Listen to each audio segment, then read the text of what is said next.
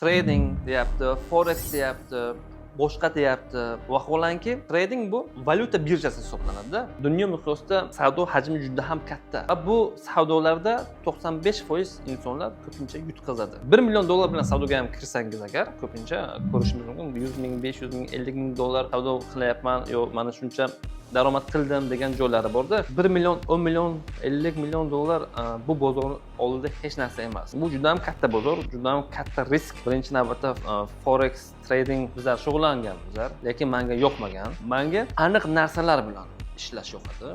Aniq narsa bu nima? Davlat xaridlarida ishlaysiz.